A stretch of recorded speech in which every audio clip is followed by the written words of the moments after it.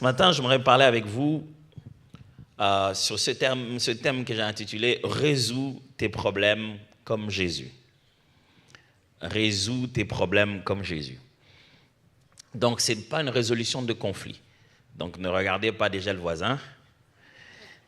Mais c'est plutôt, vous allez voir, Marc chapitre 4, versets 35 à 41. Marc chapitre 4, versets 35 à 41, je vais lire dans la version seconde. C'est un texte très très connu, vous allez vous en rendre compte. Ce même jour, sur le soir, Jésus leur dit, « Passons à l'autre bord. » Après avoir envoyé la foule, ils l'emmenèrent dans la barque où il se trouvait. Il y avait aussi d'autres barques avec lui. Il s'éleva un grand tourbillon et les flots se jetaient dans la barque au point qu'elle se remplissait déjà. Vous êtes en train de voir l'image, hein? La barque, quelques barques à côté. Il y a une tempête, les flots. La barque se remplissait déjà. OK? Et lui dormait. OK. La barque se remplissait déjà. Mais lui dormait. À quelle partie de la barque il était? Mais la barque se remplissait déjà et lui dormait à la poupe sur le coussin. Ils le réveillèrent et lui dirent, « Maître, ne t'inquiètes-tu pas de ce que nous périssons ?» C'est-à-dire, donc, ça là, tout ce qui se passe ici, toi, ça ne t'affecte pas. S'étant réveillé, il menaça le vent et dit à la mer. S'étant réveillé, il fit quoi? Il menaça le vent, pas les disciples, et dit à la mer. Il fait quelque chose que tous les marins ne font pas. Une méthode vraiment inhabituelle. S'étant réveillé, il ne dit pas au gouvernail, et puis bon, écoute-toi, tiens. Non, il se réveille, il menace le vent. Et il dit à la mer, « Silence, tais-toi !» Et les vents cessa, et il eut un grand calme. Je ne sais pas si vous voyez ça, quelqu'un qui dormait pendant que l'eau entrait dans la barque, et puis vous le réveillez, et subitement on réagit. Il se réveille, il s'est dit, tais-toi. On a l'impression qu'il est un peu dans son sommeil. Je me rappelle un frère qui conduisait une nuit de prière. Vous savez, c'est pas bien de conduire la nuit de prière si vous avez passé toute votre journée à travailler. Et lui, il était par-ci, par-là, il a travaillé, mais c'est lui qui devait conduire la nuit de prière. Venu à la nuit de prière, il donne un sujet de prière, tout le monde se met à prier. Il prie. Vous savez, quand vous faites une nuit de prière, il y a des positions que vous pensez qui sont spirituelles, mais qui ne le sont pas. C'est le sommeil qui vous attire, petit à petit. Et là, lui qui était là, les mains levées, la prochaine fois, il dit, je vais m'agenouiller dans la présence du Seigneur. S'agenouille. Il entend encore un autre cantique qui donne un sujet de prière.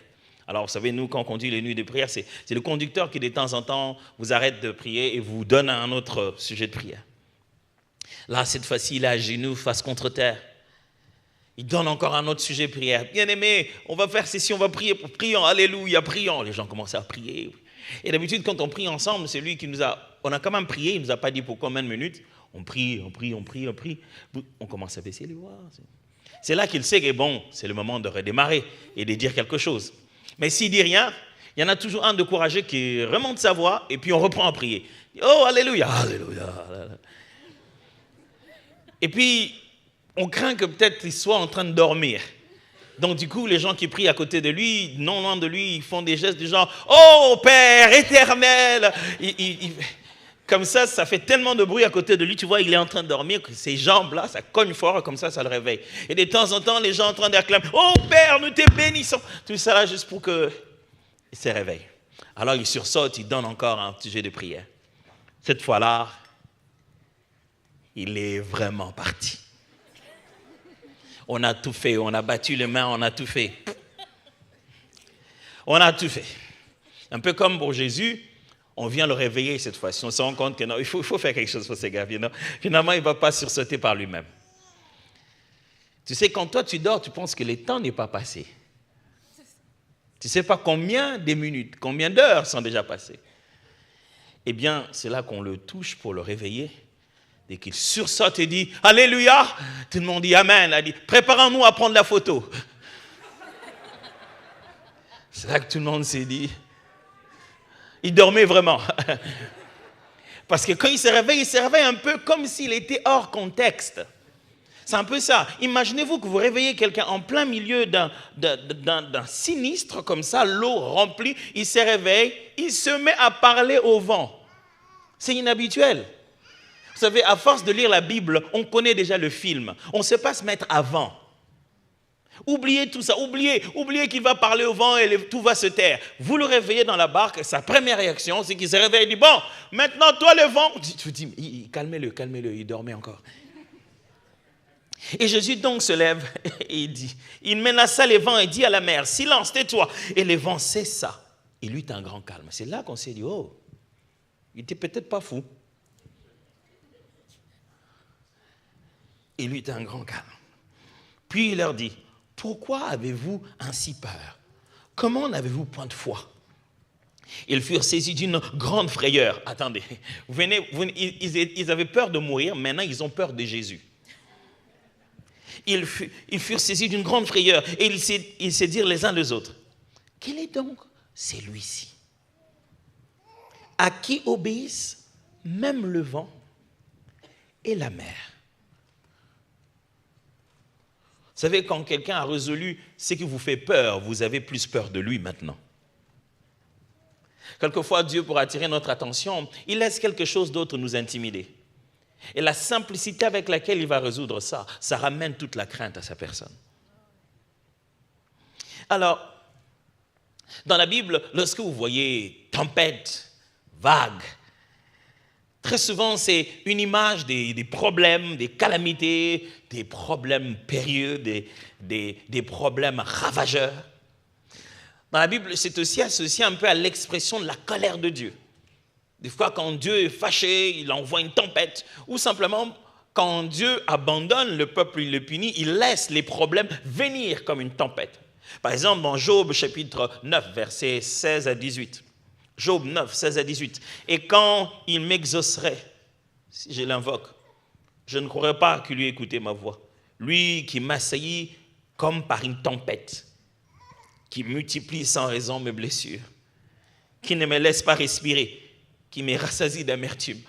Job est en train de décrire ce moment où il s'est dit, bon, je parlais à Dieu, mais c'est Dieu qui me fait ça. Tout ce qui m'arrive. Et il compare la vague de la succession des problèmes qu'il a eu. Il a eu problème après problème. Vous connaissez l'histoire de Job. Il a juste été trop bon au point que Dieu a fait sa promotion. Vous savez, il y a des moments où on est si bon que Dieu, il dit, je vais faire ta promotion, mais chez les diables. Vous savez, on aime bien le marketing, mais pas chez lui quand même. Dieu était si content de Job et a dit, tiens, je dois parler à tout le monde. Et tiens, Satan, tu as vu Job? Tout a commencé là. Et Job, selon lui, pense que c'est Dieu qui est en train de faire tout ça dans sa vie. Et il dit que, vous savez, quand c'est arrivé, le but de Satan, dans la manière de frapper Job, était de le frapper avec une signature divine. Le frapper au point qu'il ait l'impression que c'est Dieu qui l'a fait. C'est pour ça qu'il va maudire Dieu. N'oubliez pas, le but, c'était que lui abandonne Dieu. Donc, il ne doit pas ressentir ses coups comme si ça venait du diable. Il doit ressentir ses coups comme si ça venait de Dieu. Et que dans la façon de l'envahir, il se dit, qu'est-ce que j'ai avec Dieu? Et le diable a été si stratégique. Il a lancé ça comme une vague. Au même jour, au même moment où on est en train de pleurer celui-ci, on a déjà une mauvaise nouvelle, on a l'impression que l'univers est contre nous. Et Job, justement, appelle ça une tempête, cette succession de problèmes qui lui arrivent simultanément. Dans Ésaïe chapitre 29, au verset 6, la Bible dit, « C'est de l'Éternel des armées qui viendra le châtiment, avec des tonnerres, des tremblements de terre, un bruit formidable, avec l'ouragan et la tempête, et la flamme d'un feu dévorant. » Souvent, on décrit le mot tempête, le mot ouragan, dans une sorte de succession de problèmes qui nous arrivent sans savoir d'où ça vient.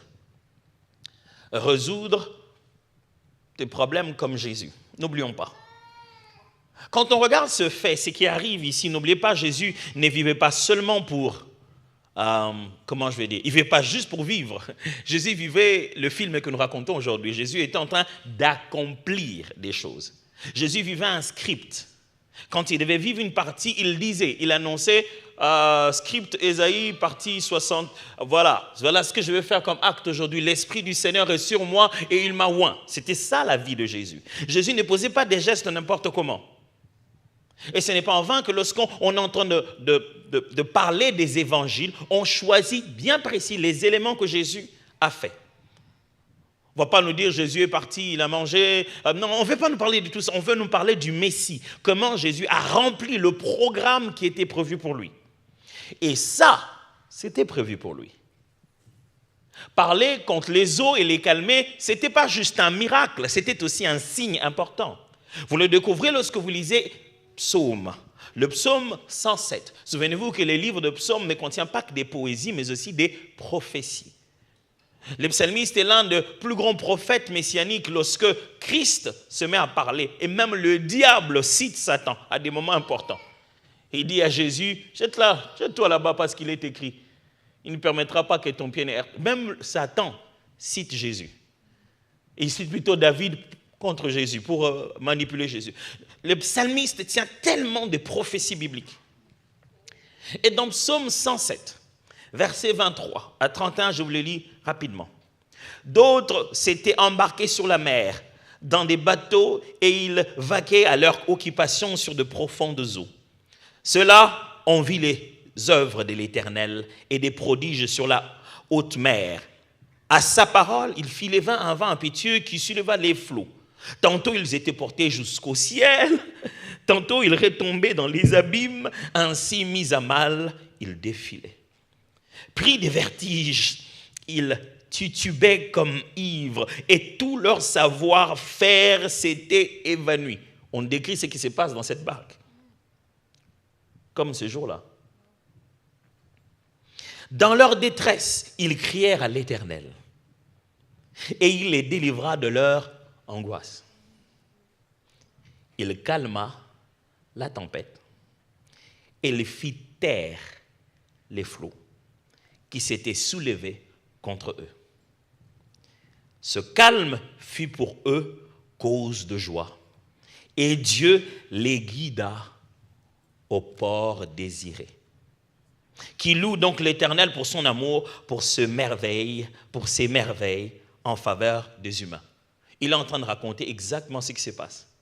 Pris d'angoisse, ils appellent Jésus, ils calment la tempête. N'oubliez pas, tout ce voyage, dès le départ, il avait dit, allons à l'autre bord. Dans cette séquence de calmer la tempête, Jésus accomplit une prophétie messianique qui démontre au peuple qu'ils n'ont pas juste un monsieur dans la barque, ils ont l'Éternel des armées avec eux. N'oubliez pas, tout ça c'est résoudre tes problèmes comme Jésus. Ça c'était leur problème. Mais quels sont nos problèmes à nous aujourd'hui? Pourquoi on veut utiliser cette histoire pour résoudre nos problèmes? Quelquefois, nos problèmes dans la vie ne sont pas loin de nous. Ne regarde pas ton voisin. Raconte l'histoire d'un jour où un pasteur a dit à ses membres, amenez vos problèmes à l'église. Et un homme, il a pris sa femme, il l'a mis dans une bassine et il l'a amené à l'église. Selon lui, c'était son problème. On ne sait pas si c'est l'homme qui a amené la femme ou la femme, en étant dans cette bassine, se faisait conduire par son problème. Je crois qu'en arrivant, il s'est dit, rien qu'à voir comment on m'a conduit ici, vous savez qui est le problème. Nous avons tellement de réalités, mais on utilise les mots à tort et à travers. Qu'est-ce qu'on appellerait normalement un problème? Je ne vais pas faire une définition de ChatGPT, il va me battre là-dessus. Mais on va essayer de voir dans la Bible, dans les règles. On appelle tout problème, mais tout n'est pas vraiment un problème. Quand est-ce que c'est censé devenir un problème? C'est un problème quand c'est toute une situation qui empêche votre voyage de se dérouler en paix. C'est un problème quand votre parcours est perturbé. Quand vous quittez un point A vers un point B, quand vous vivez au quotidien vers l'accomplissement de votre destinée et quelque chose vous perturbe. Vous vous levez le matin, vous avez perdu la paix, vous ne pouvez plus faire ce pourquoi vous existez. Ça devient un problème.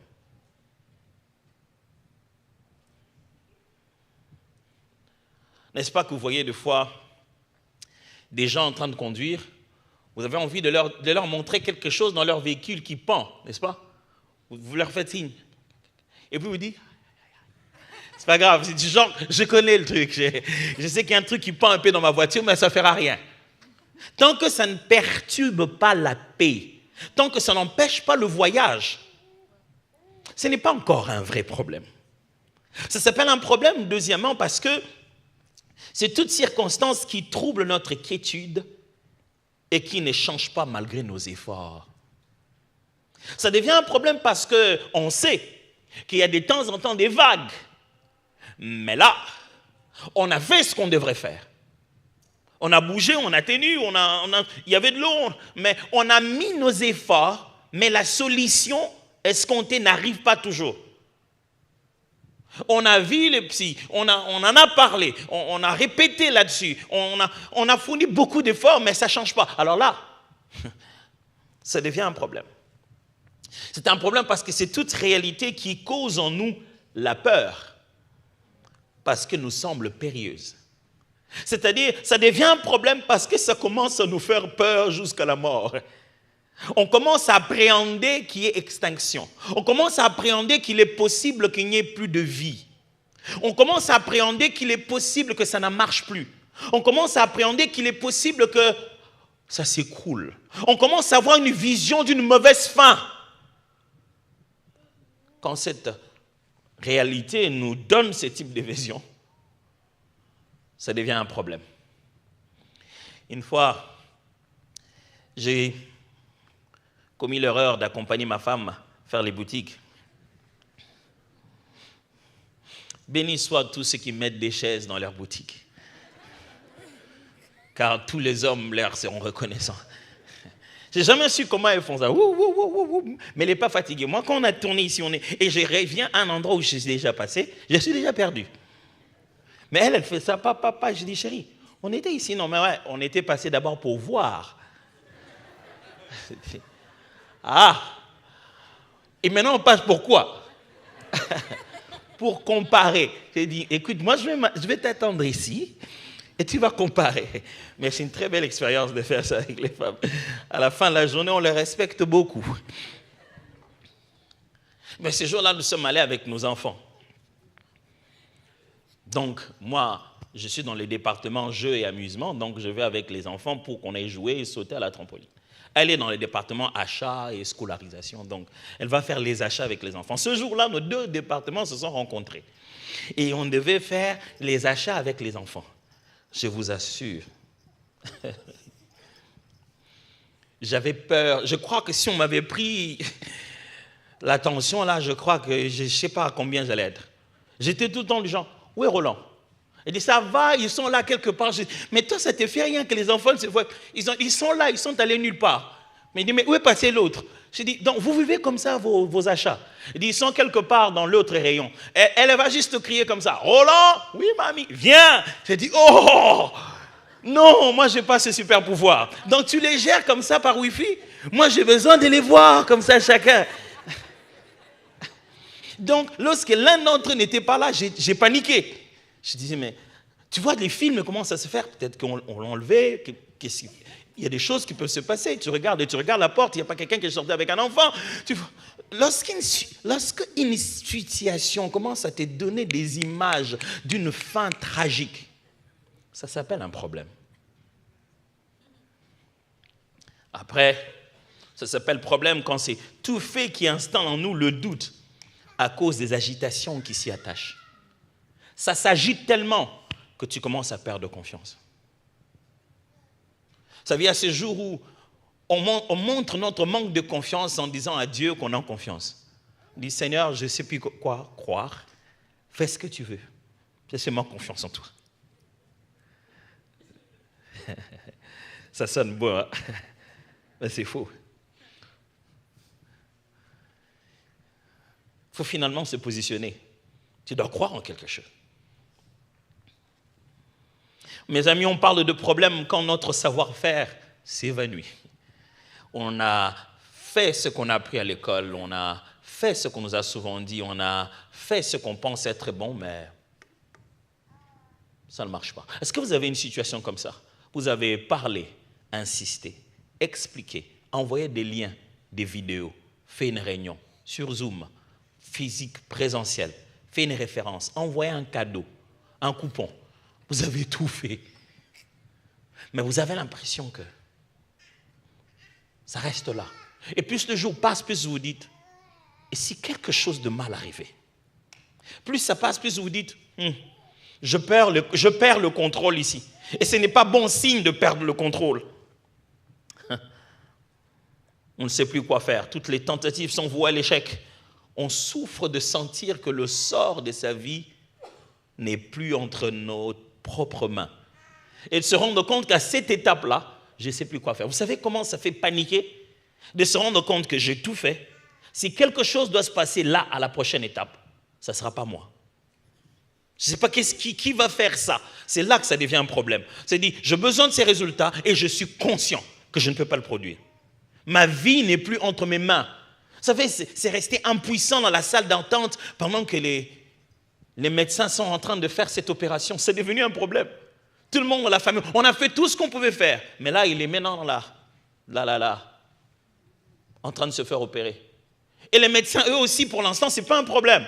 Ils sont chirurgiens pour des choses comme ça. C'est pourquoi ils portent le blouson blanc. Alors, ils se mettent à travailler jusqu'à ce qu'eux aussi arrivent à leur problème. Et chacun se dit, mais là, on ne sait vraiment pas quoi faire. Ça devient chaque fois un problème quand tout le monde a tout fait. Et malgré ça, rien n'a changé.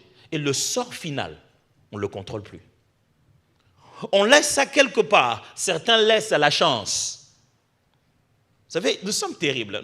Nous préférons croire à la chance que nous n'avons jamais vue. Bon, c'est pas grave, en fait. L'être humain, il est chiche. Ouh, non. Et du matin, je me réveille, je me dis, est-ce que je suis obligé d'être humain aujourd'hui? On laisse ça à la chance et à la mère nature. On ne préfère pas laisser ça à un Dieu, sinon on va lui demander des comptes. Pourquoi il était en train de voir tout ça et il ne faisait rien?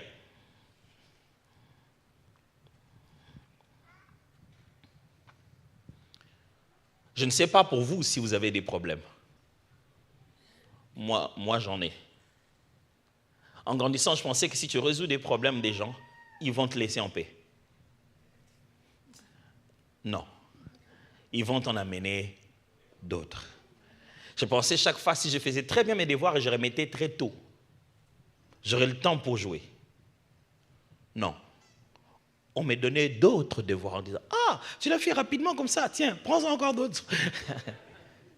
Je ne sais pas si pour vous, si vous avez des problèmes. Moi, j'en ai. J'ai des situations pour lesquelles j'ai étudié, réfléchi, pris option A, option B, option C. Mais j'ai que des options. J'ai aucun pouvoir. J'aurais tellement voulu que, mais ça se limite qu'à tellement vouloir que. C'est pas si vous avez des problèmes en famille, moi j'en ai. C'est pas si vous avez des problèmes de là où vous travaillez, dans votre vie personnelle, les problèmes de fois quand on ne veut pas aller vers eux, ils viennent vers nous. Il y a des gens qui se réveillent le matin, qui s'habillent pour aller vers leurs problèmes. Et ils le savent. Et quand ils se regardent dans le miroir, ils se disent, oh là, ça va chauffer aujourd'hui. Ouh. Mes amis, les problèmes sont là. La meilleure des choses qu'on puisse faire, c'est de les résoudre. La question, c'est comment Jésus résout ces problèmes, et en particulier, dans cette circonstance, un problème aussi unique. Que va-t-il faire?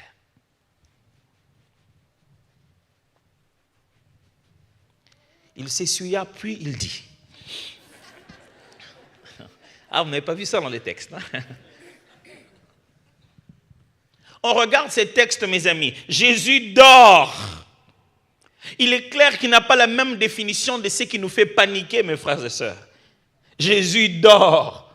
Et j'aime comment on l'interpelle, on dit, donc toi, ça ne te fait rien.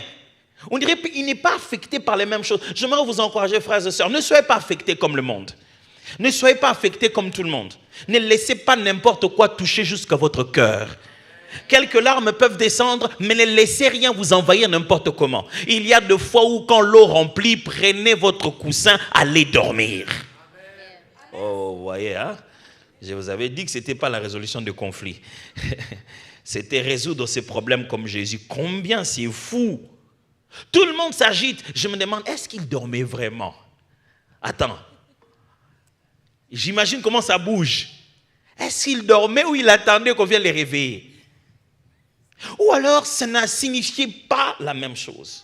Écoutez-moi mes frères, l'Internet multiplie ça fois 100, la banque multiplie ça fois 200, et les gens qui sont autour de nous, c'est multiplié par 400, les deadlines multiplient ça par 500. Quelquefois, nos problèmes sont petits, mais l'ombre du problème est tellement grand.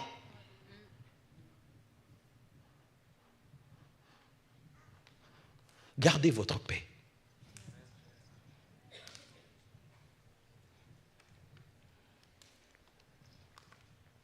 Un jour, j'étais en train d'écrire mon mémoire de mon premier master et j'étais presque à la fin. Les deadlines étaient très courts. J'étais en voyage et je voyageais. Parmi les raisons pour lesquelles je voyageais, c'était de trouver un peu plus de temps ailleurs pour finir ce travail. Et quand j'étais dans l'avion, je travaillais avec mon ordinateur et je l'ai perdu. Donc en descendant, je l'ai oublié. Et je suis arrivé là où je devais arriver. Je m'arrête, j'ai dit, Seigneur, on fait quoi sans ordi? On fait quoi? Vous savez, c'est bizarre avec Dieu. Hein? Il marche avec vous partout. Mais quand vous êtes dans un problème, on dirait qu'il n'est jamais dedans. C'est dans ses habitudes de dormir quand nous on panique. C'est comme je me dis, Seigneur, vraiment on est dans le problème. Et j'ai l'impression qu'on me dit, non, pas moi. Toi, tu es dans des problèmes. C'est-à-dire, c'est comme s'il n'a pas les mêmes réalités que nous. Je dis, Seigneur, franchement, l'ordi, il m'a dit, hey. Avec ça, tu vas sortir l'ordinateur en faisant ça. Personne parmi nous, par ses inquiétudes, ne peut ajouter ne fût-ce qu'un iota à la durée de sa vie. La première des choses à ne jamais faire, même quand ça s'appelle problème, ne vous inquiétez de rien. La Bible ne dit pas, après avoir prié, alors ne vous inquiétez de rien. Non, la Bible dit, ne vous inquiétez de rien, alors faites savoir à votre Père vos besoins. N'associez pas vos inquiétudes à vos prières, vous la rendez sans effet. Avant de pouvoir faire monter vos prières, enlevez-y de l'inquiétude. Waouh, c'est difficile, mais c'est possible. Dites-vous, à ce moment, Jésus fait quoi? Il dort. Pourquoi moi je m'agite? Dans tous les cas, c'est lui qui doit résoudre ce problème. Il y a une chose à ne jamais faire, perdre votre sommeil. Quand vous perdez encore votre sommeil par vos problèmes, ça devient encore un plus grand problème.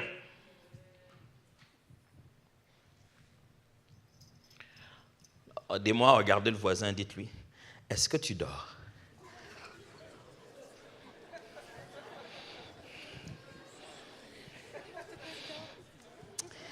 Ne nous dites pas sa réponse, s'il vous plaît.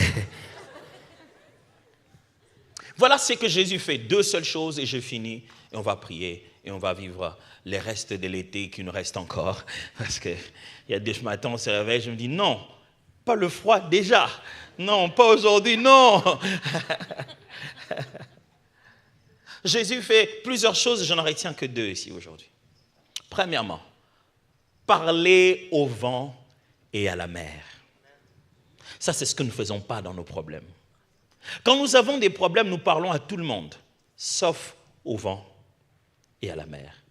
Quand nous avons des problèmes, nous envoyons des SMS à tout le monde, sauf au vent et à la mer. Réalisons la situation. Nous avons une situation, il y a un vent, et ce n'est pas la première fois que ce type de vent vienne.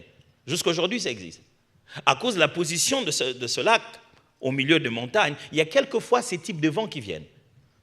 C'est connu. Il y a ce vent qui arrive, et ce jour-là, c'était quand même pas habituel. Et ce n'était pas que dans leur barque, dans la version ici de Marc, on dit, il n'y avait pas que leur barque, il y avait aussi d'autres barques tout autour. Mais il y a cette tempête qui est en train de s'agiter et tout. Jésus se réveille, ne fait pas un état des lieux, ne constate pas ce qu'il a, il ne se pose pas des questions, il ne se plaint pas. Il s'adresse directement à la cause. Frère, j'aimerais vous proposer de réfléchir que ce que vous appelez votre problème n'est que l'effet et non pas la cause. Il est possible que souvent nous parlons à l'effet, tous les jours. Vraiment, c'est cette situation, vraiment, vous parlez tous les jours à l'effet. L'effet s'est dit, c'est pas moi, on m'a envoyé.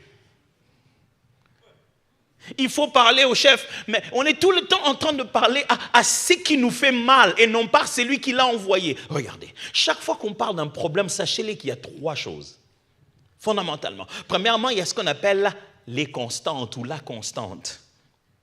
Ce sont ces données fiables qui nous ont convaincus de nous engager dans la situation. On est là parce que ça a toujours été. L'exemple de Jésus ici, ils sont dans la mer parce qu'on voyage dans la mer. Ils ne sont pas dans la mer parce qu'ils ont peur. S'ils savaient qu'ils sont en train de s'engager dans un problème, ils n'allaient pas s'y mettre. Ils le savent qu'on voyage par la mer. Dans toutes nos vies, nous avons toujours des constantes. Et c'est sur base de ces constantes-là que nous engageons. J'ai fait ça parce que ça se fait. J'ai pris ce crédit parce que ça se prend. Je suis allé chez ce médecin parce que c'est un médecin. On a toujours des constantes qui nous rassurent. Et on s'engage sur base de ces constantes. On ne les appelle pas encore problème. Ça fait partie du problème par contre. En fait, vous vous rendez compte que l'eau ne va pas partir. Jésus aura crié, la mer restera mer. Ce n'est pas la mer qui est notre problème.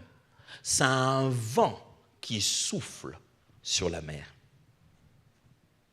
Quand le vent s'est arrêté, la mer s'est-elle transformée en terre? Imaginez la suite du voyage. Ils ont voyagé comment? Toujours par bateau, n'est-ce pas? Toujours sur la même mer, n'est-ce pas? Quand nous avons des problèmes, nous perdons tout. Nous commençons à parler aux constantes au lieu de parler à la deuxième chose qu'on appelle des variables. On commence à parler aux constantes au lieu de parler aux variables. La mer n'a pas de problème. La mer est agitée par un vent. Si tu ne sais pas parler au vent d'abord, la mer va te dire, tu as toujours passé par ici, non? Tu m'as déjà vu être comme ça. Un jour, un prophète s'appelait Balaam était en train de... Dieu lui a tellement parlé de ne pas faire une chose, mais voilà, comme nous tous, il s'est entêté. Et en allant là où il devait aller, l'ânesse sur lequel il était monté s'est mis à parler.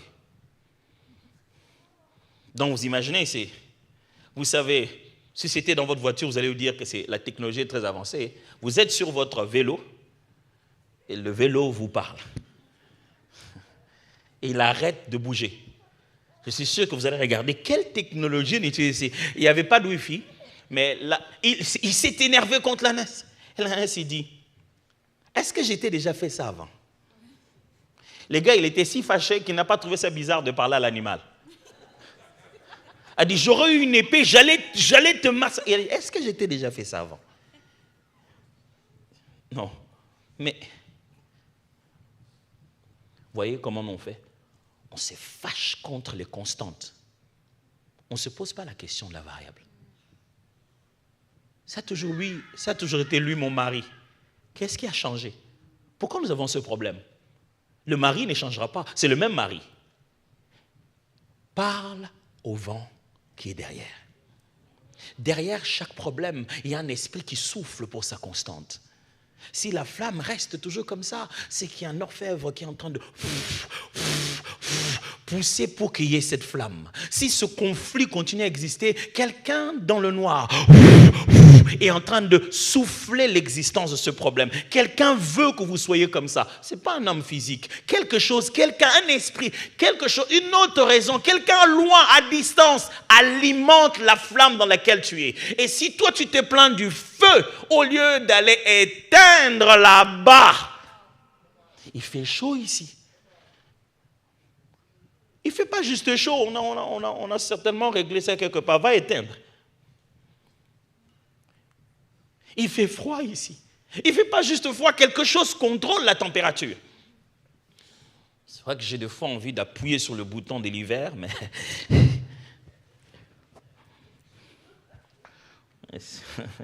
Je cherche le bouton. Il n'y a pas un bouton de l'hiver ici, non. Puis-je te suggérer que tu es en train de frapper au mauvais côté? Frères et sœurs, ne confondez pas les causes et les effets. Si vous passez toute votre vie à essayer de résoudre l'effet de votre problème, ce n'est pas ça votre problème. Quelle est la vraie cause? Jésus se lève et dit, ce vent, ce qui se passe ici est animé par quelque chose d'invisible. quelque chose d'autre qui peut entendre la parole.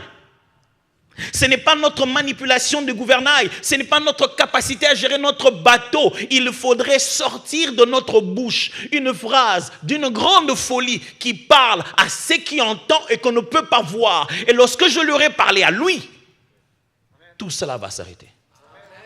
N'est-ce pas une folie, mes frères? Est-il possible que ce qui doit arrêter votre problème entend votre parole, mais vous avez peur de parler parce que vous ne le voyez pas?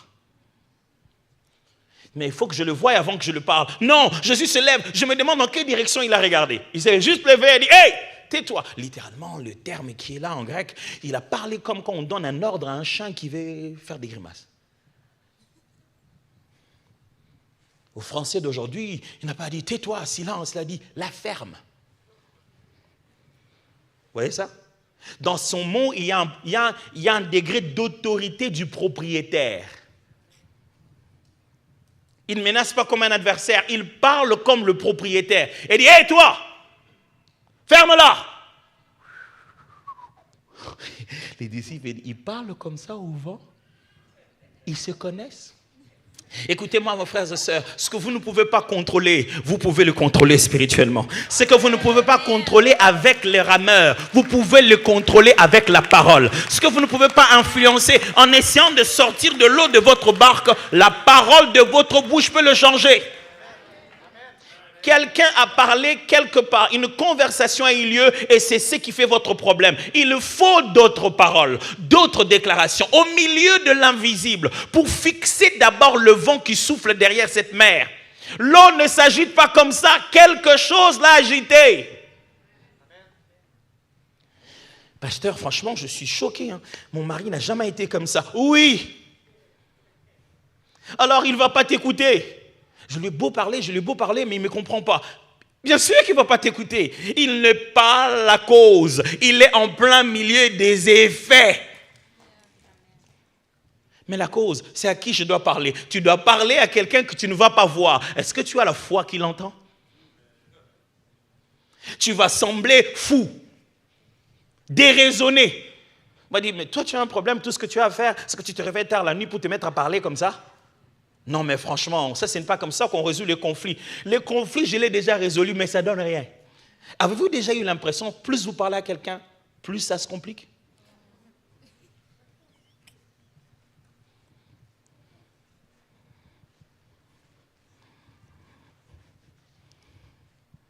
Si je ne finis pas aujourd'hui, peut-être que je vais continuer le mercredi. À 19h19, non? On a une façon de donner les heures le mercredi, ici c'est l'heure et la minute se ressemblent.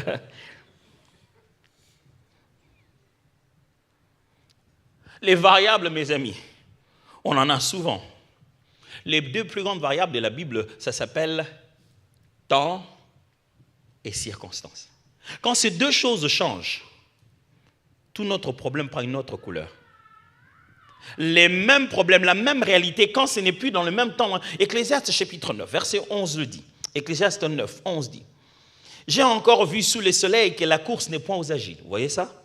Ni la guerre aux vaillants, ni le pain aux sages, ni la richesse aux intelligents, ni la faveur aux servants. Car tout dépend pour eux du temps et des circonstances. J'aime comment le semeur le dit. J'ai encore observé sous le soleil que ce ne sont pas les plus agiles qui gagnent la course, ni les plus forts qui remportent la victoire au combat. Ce ne sont pas les sages qui ont du pain. Et la richesse n'appartient pas aux hommes intelligents. Ouais, sinon tous les premiers des classes seraient les plus riches au monde. Les bons en maths auraient tous inventé Amazon. Et les faveurs, non, ça c'était pas dans le texte, ça c'est moi qui dis, attendez. Il y a une partie dans la Bible où il dit Amazon. Non, ça c'est... Et les faveurs ne récompensent pas le plus savant. Car les contretemps et les coups durs, imprévus, atteignent chacun.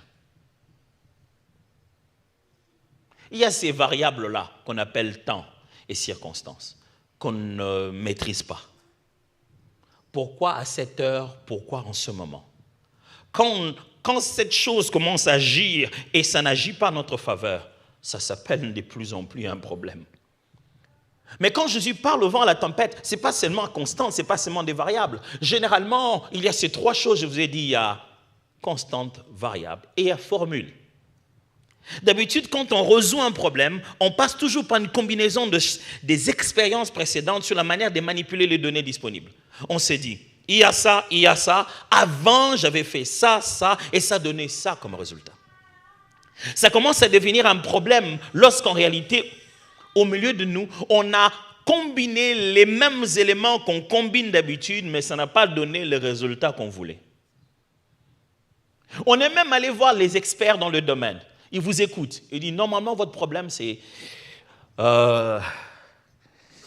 faites quand même quelques tests sanguins, on va voir, des prélèvements, et puis vous revenez. Bon, la façon dont vous racontez votre histoire, vous avez tous les symptômes de telle maladie, mais il y a quand même quelque chose que je ne maîtrise pas. Dans votre cas, c'est quand même un cas... Vous savez, il n'y a pas de fois une plus grande joie d'entendre le médecin dire « votre cas est normal ». Il dit, vous êtes un malade normal. Des fois, on est heureux d'être malade. Tu sais, tu as vraiment envie que le médecin te dise, oh non, ça arrive. Ça te fait sentir qu'il y aura peut-être une solution, n'est-ce pas?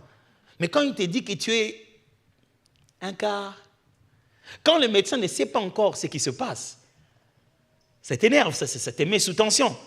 Tu te dis, mais écoute, il faut quand même qu'on ajoute. C'est un cas tellement... Je n'ai pas de formule pour ça. Avez-vous déjà parlé aux autres, ils disent, mais qu'est-ce qu'il a dit? Il a fait, oh, mais ça quand même c'est nouveau, je n'ai jamais entendu parler de ça. Quand c'est nouveau, ça nous fait peur. Ça nous fait vraiment peur. Les gens qui sont dans cette barque, ce n'est pas la première fois de voyager. Ce n'est pas la première fois de rencontrer des vagues. Ils ont appliqué les gestes de secours, vous savez, ce qu'on apprend tous dans l'avion. On nous dit, en cas de sinistre, prenez d'abord, premièrement pour vous et pour vos enfants. Je me dis, ces trucs, c'est intéressant. Hein? J'aurais voulu, juste pour le fun, vivre ça un peu et voir où se trouve l'hôtesse en ce moment-là. Je dis, madame, la partie que vous avez fait comme ça, on doit faire quoi à ce moment? Je ne crois pas qu'elle sera en train de... Il dit, non, les masques s'échappera automatiquement. Donc, on est là à la merci de l'automatisation. Et si ça s'agite et que ça ne sort pas automatiquement, je fais quoi?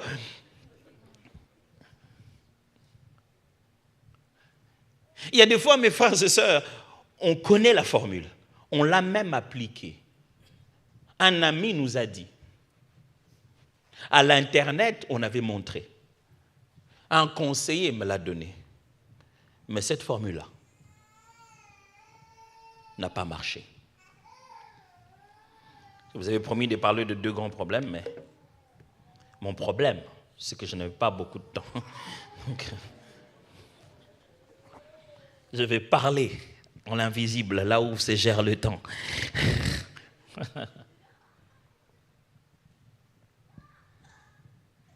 Vous avez un problème? Ça veut dire que vous avez déjà quelque chose de constant qui est là. Vous avez un problème dans votre couple. Est-ce que vous avez un couple? Vous avez un problème avec vos enfants? Est-ce que vous avez des enfants?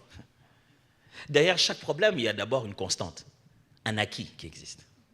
Ce que vous appelez un problème, c'est qu'il y a maintenant des choses que vous n'arrivez pas à contrôler et qui, certaines d'entre elles, vous font dire, ça peut tourner au vinaigre. Et surtout parce que vous avez déjà tenté de résoudre ça. Et ça n'a pas encore marché comme vous avez voulu. Quand on lit ces textes, je devais normalement en ce moment conclure en vous disant, Jésus est dans la barque, appelez Jésus. Ce n'était pas ça le but de Jésus.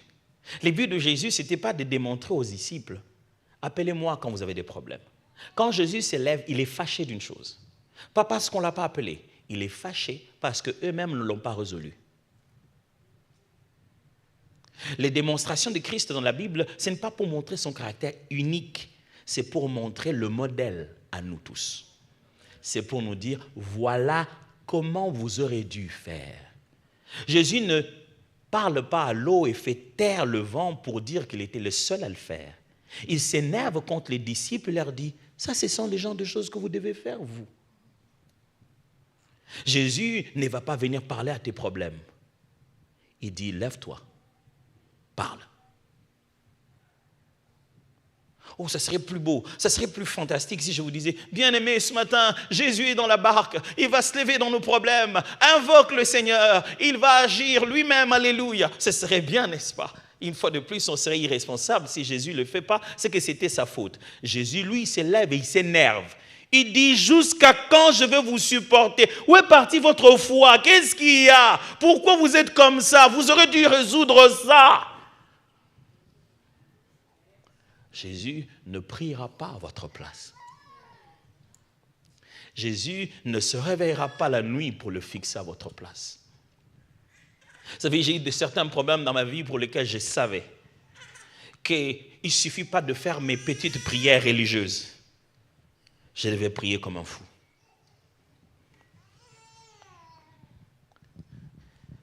Je me rappelle le dernier épisode et c'est là que je m'avais fini. Ma femme et moi, voilà, on est passé par une sorte de phase assez difficile. Tout le matin, elle perdait le poids, je ne savais pas qu'est-ce qu'elle avait. Vous savez, quand une femme perd le poids, vous ne dites rien. Peut-être que je suis en train de révéler un secret des hommes. Vous ne dites rien. Parce que le jour où elle va te demander, chérie, qu'est-ce que tu penses? Est-ce que j'ai perdu le poids?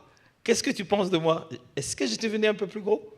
Les hommes savent très bien qu'à cette question piège, il faut répondre directement avec conviction, sans regarder droit dans les yeux. Chérie, tu es bien comme ça. Si tu commences à dire tout le temps quand elle a perdu, il faudra dire quand elle a gagné. Alors là, c'est une autre histoire. Alors au début, je me dis, peut-être qu'elle est en train d'essayer de perdre. Donc, jusqu'à ce qu'on perdait quand même beaucoup. Ça venait avec des palpitations, elle avait monté à peine les marches. Quand vous devez être un secours pour l'autre, vous devez être 2 fois plus fort. Il ne doit pas voir dans votre regard la peur. Il ne doit pas voir dans votre regard comme si vous avez pitié d'elle.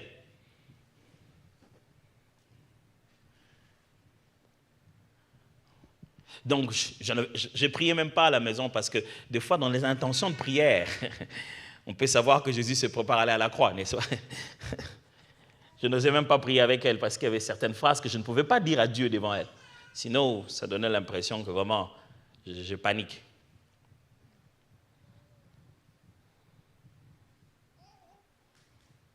Mais j'avais des temps où je pleurais.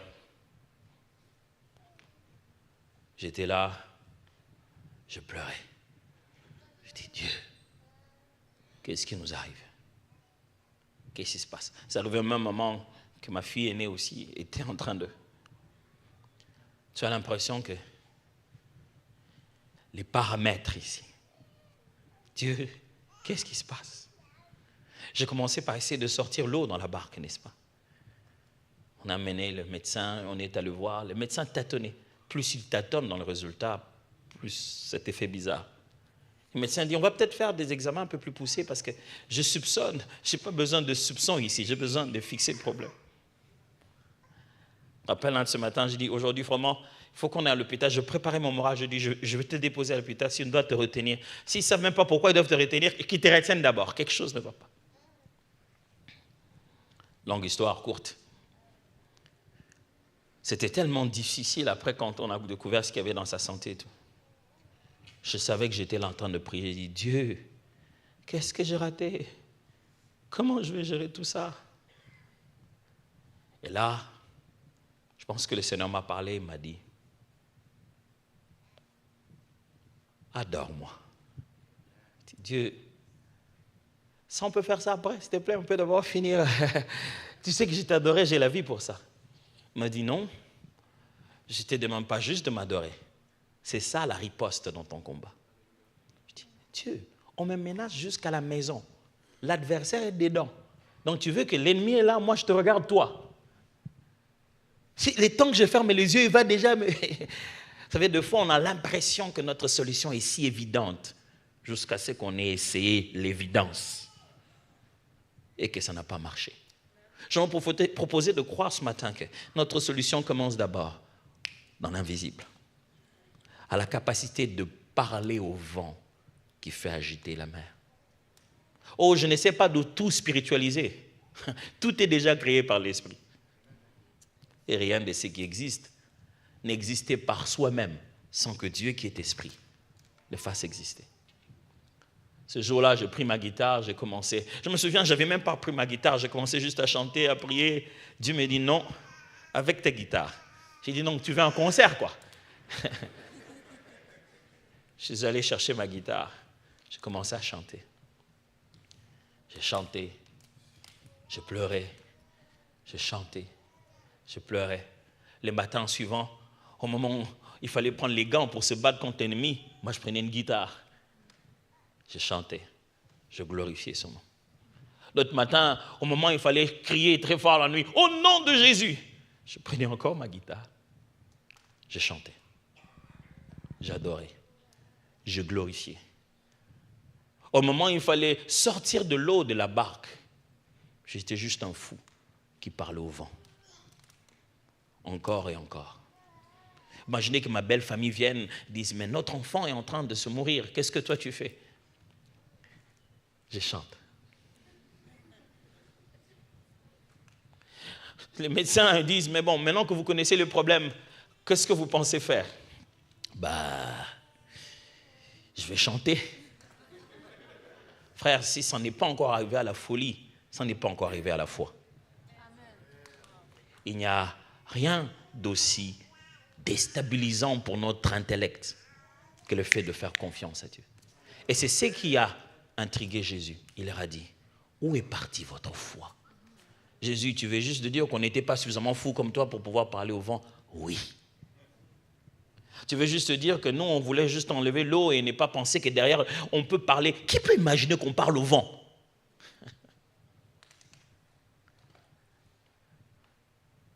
Vous vous souvenez, je vous ai raconté mon histoire de l'ordinateur que j'ai perdu. Je suis rentré en acheter un autre, j'ai repris le travail avec beaucoup de ferveur. J'ai pris encore un autre voyage. Dans ce voyage, je ne l'ai pas perdu cette fois-ci. Mais quand j'arrive, il ne fonctionne plus. J'allume, je mets en charge, je sors, je fais tout. J'appelle les ingénieurs, ils m'aident à distance, je fais tout. L'ordi ne veut pas seulement fonctionner. Vous savez, nous on pense que dès qu'on dit technologie, c'est qu'il y a plus spirituel dedans. Vous pensez qu'une barque n'est pas technologie? Vous pensez qu'il n'y a pas des règles scientifiques derrière lesquelles les navires vont naviguer sur l'eau? Vous pensez qu'il n'y a pas la loi, les principes d'Archimède? Vous pensez que ça, Jésus, il s'en fout? Ou bien il y a des lois qui sont au-delà de celles-là? Même quand de nos yeux, on voit quelque chose d'aussi logique, il est possible que derrière, il y ait quelque chose d'inhabituel. Ce jour-là, j'ai dit, Dieu, les ingénieurs n'ont rien fait. Qu'est-ce que je fais? Il m'est resté 1 semaine. Dieu m'a dit, ordonne à l'ordi de marcher. J'ai dit, non, Dieu, ça, c'est pas toi qui es fabriqué. Ça, c'est les gars là, comment ils s'appellent encore? Ça, c'est les gars là de Microsoft qui a fait ça. C'est pas l'Éternel créé à ça. Dieu a dit, dis à l'ordinateur de s'allumer. Tu sais, tu te bats avec toi-même. Ah, Seigneur, heureusement qu'il n'y a personne. Je vais essayer quand même. Il dit, non, n'essaye pas. Dis à l'ordinateur de s'allumer. J'ai laissé l'ordinateur pendant 1 jour en train de chercher la foi pour lui parler. Parce que je m'imaginais et je voyais combien fou j'étais. Mais, bon matin, je dis, si je fais rien, je fais que passer le temps. Je regarde l'ordi là, je dis, bon, ok. Dis, ordi, Dieu, va. Voilà, je mets la main. J'ai dit, allume-toi. J'ouvre, j'allume, boum, allumé.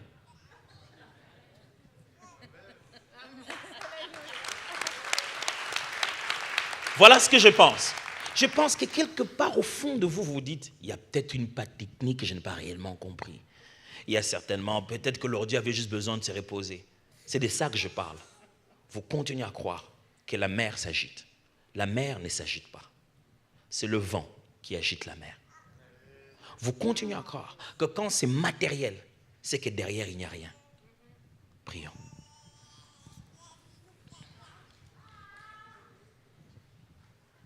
Pouvez-vous être fou avec moi ce matin, juste en disant à Dieu, Seigneur, aide-moi à parler au vent, même quand je ne le vois pas. Apprends-moi à tenir le langage avec l'invisible, même quand je ne sais pas de quoi il s'agit. Prions au nom de Jésus, prions ensemble.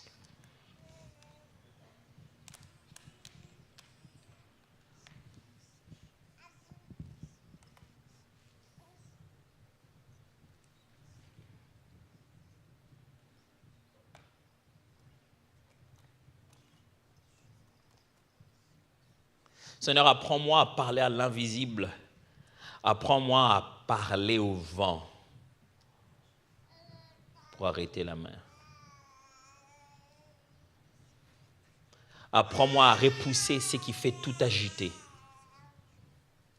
Quand je vois les enfants agités, je vois la maison agitée, les problèmes, le travail s'agiter. Quand j'aurais utilisé toutes les méthodes et j'aurais mis les formules en marche,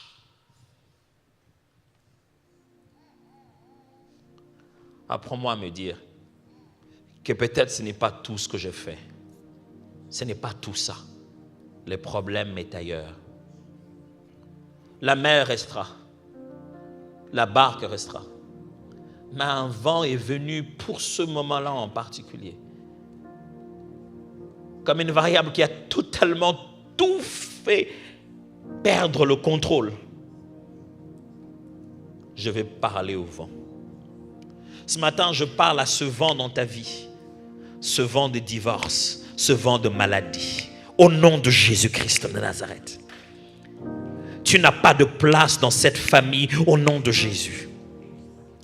Maintenant que ce mois qui va arriver, nous allons parler de la famille. J'ordonne à ce vent qui est venu perturber tes relations avec tes frères, tes relations avec tes sœurs, tes relations avec tes enfants, tes relations avec tes parents. Au nom de Jésus-Christ de Nazareth, ce vent ne persistera plus.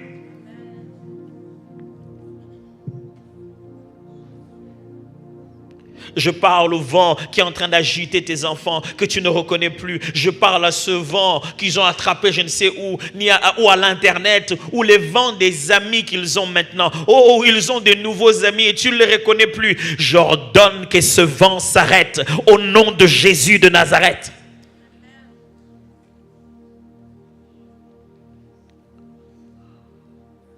Je parle à ce vent qui est venu perturber tes finances, au-delà de ce que tu sais épargner, de comment tu sais être rigoureux avec toi-même, mais tu as perdu tout contrôle avec tes finances. J'ordonne le vent qui souffle derrière de se taire maintenant, au nom de Jésus-Christ de Nazareth.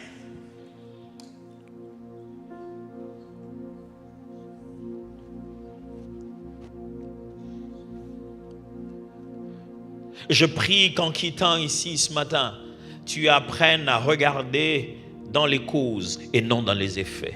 Je prie qu'en quittant ici ce matin, tu apprennes à regarder là où personne n'a regardé. Que tu apprennes à parler à l'invisible, même quand tu ne le vois pas. Que tu apprennes à parler à la cause, même quand elle n'est pas visible. Ce que tu ne vois pas, entends ce que tu dis. Ce que tu ne vois pas, entends ce que tu dis. Je prie que tu apprennes à parler dans la prière. Que tu apprennes à parler seul ou en présence de qui que ce soit. Que tu apprennes à parler dans la prière pour affecter l'invisible et transformer tes situations. Résous tes problèmes comme Jésus. Il parle d'abord à l'invisible.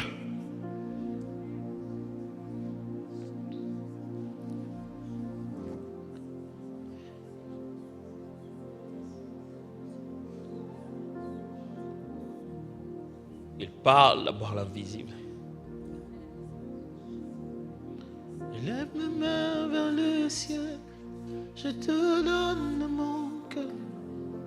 Je dirai à mon âme, tu es Dieu. Même si le mer se déchaîne, Tu parlais du calme, tu es mon repos, tu es au contrôle. Je lève la main. Je lève les mains vers les